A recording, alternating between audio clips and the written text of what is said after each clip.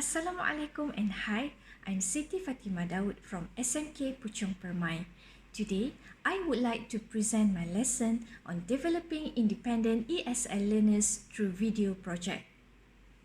According to Livingston 2012, independent learning is a method or learning process where learners have ownership and control of their learning. They learn by their own actions and direct, regulate, and assess their own learning.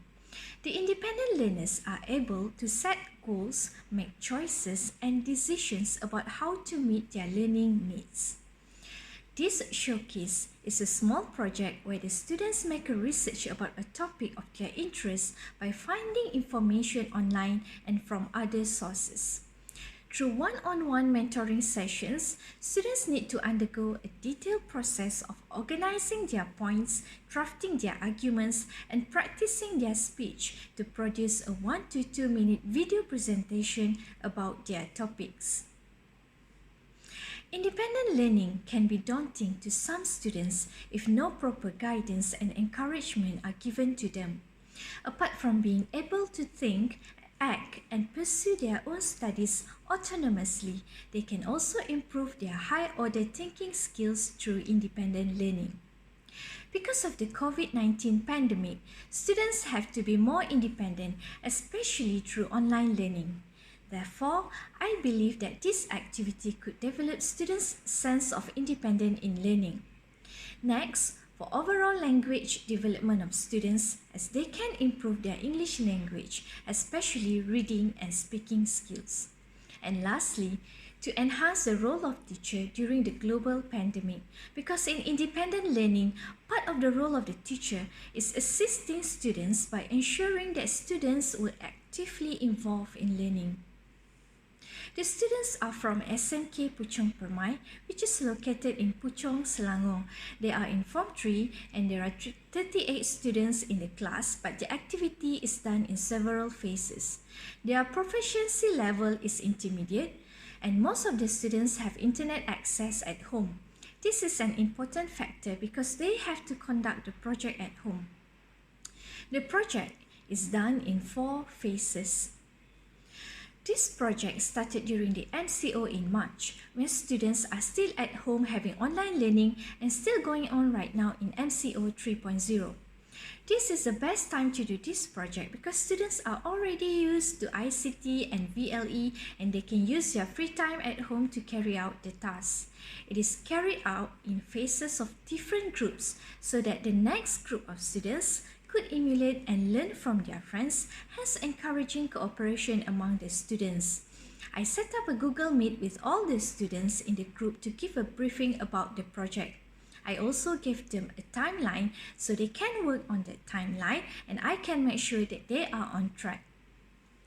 Then I gave them a list of topics. The topics are mainly about choosing one thing over the other or discuss whether they agree or disagree with the statement, and provide reasons and justification for their choice.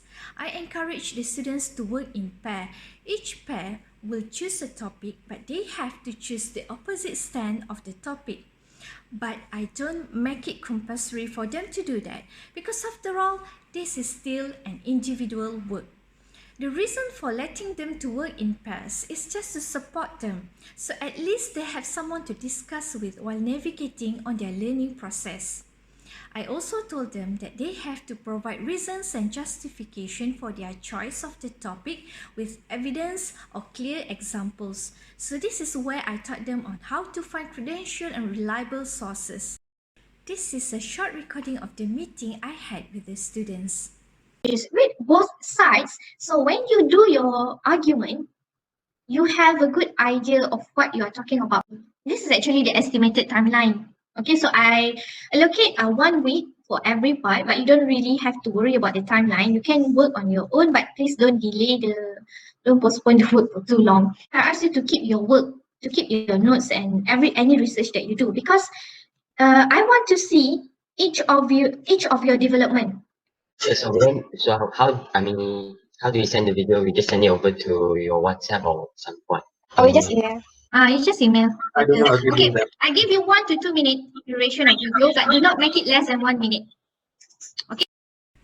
After After they have chosen their topics, the next part is preparing their drafts. They need to find information and materials from the internet or other sources. It can be from books or even from discussion with their parents or siblings. I reminded students to keep every work they do so I could see their development. These are some examples of their notes.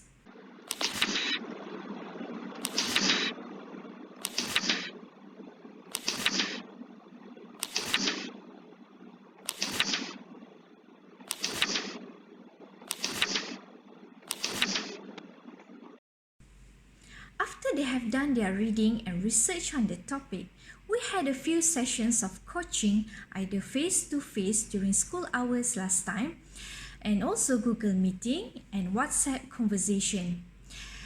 This is the part where I use questioning techniques to actively engage the students in the learning process.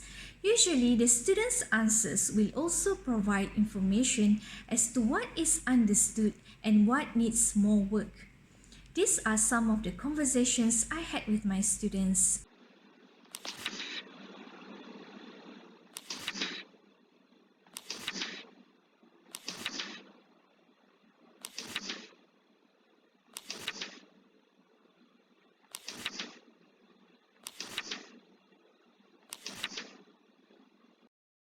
After we feel satisfied with the drafts, I ask the students to start doing the video. Throughout the MCO, they just do the video at home with the help of their parents and family members. These are some of the students' work. You can watch all the videos on the link here.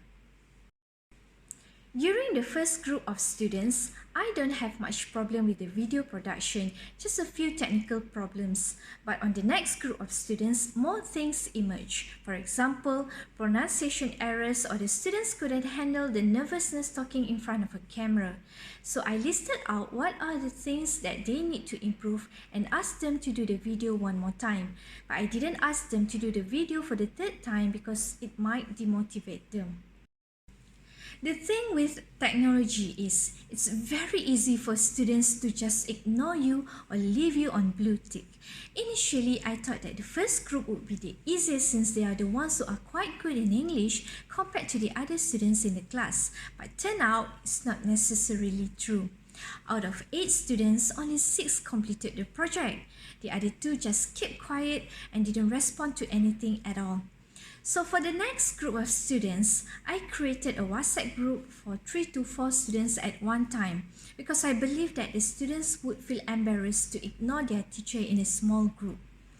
The next group of students can watch their friends' videos, which I have uploaded in the Flipgrid.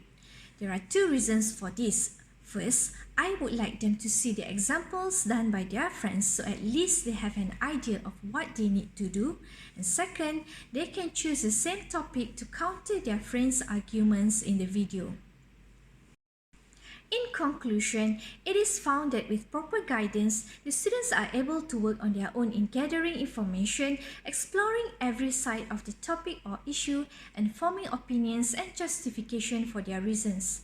Supporting students in self-regulation, providing feedback, and helping them highlight progress was found to be especially important. And asking questions requires a student to be active in learning using their knowledge to solve a problem. This project took a lot of effort on my part to plan and execute the lesson, and at the same time to build rapport with my students individually.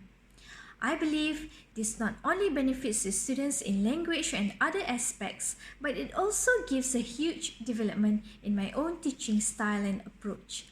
Thank you.